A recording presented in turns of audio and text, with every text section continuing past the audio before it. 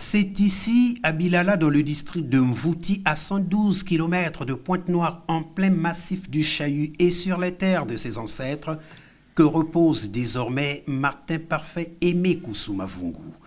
La cérémonie des funérailles de l'illustre disparu s'est déroulée en 3 phases.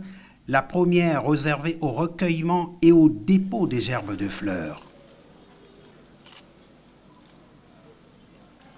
Moment d'intenses émotions, le Premier ministre, accompagné de son épouse et des membres du gouvernement présents à Bilala, a déposé sa gerbe de fleurs au nom de la République, mais aussi au nom d'un frère pour qui le souvenir restera à jamais gravé dans sa mémoire.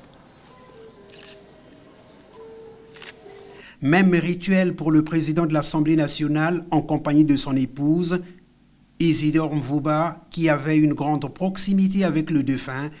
Il était son mentor.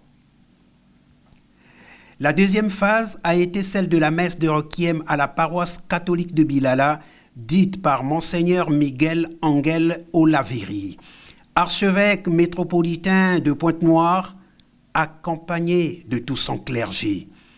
Dans son homélie, le vicaire général, l'abbé Alain Louemba Makosso, a dit que notre douleur est sincère et nos larmes légitimes. Les souvenirs de son implication, de sa générosité, de sa simplicité et de sa convivialité résonnent encore fortement en chacun de nous, moi le premier.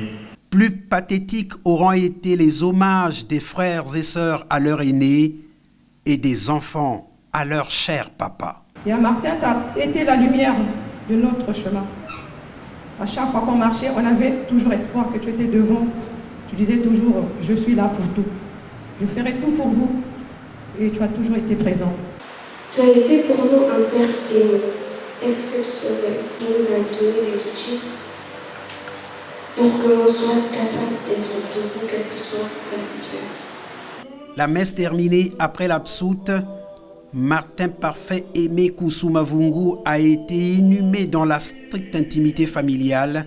C'était la 3e et dernière étape de cette cérémonie funéraire.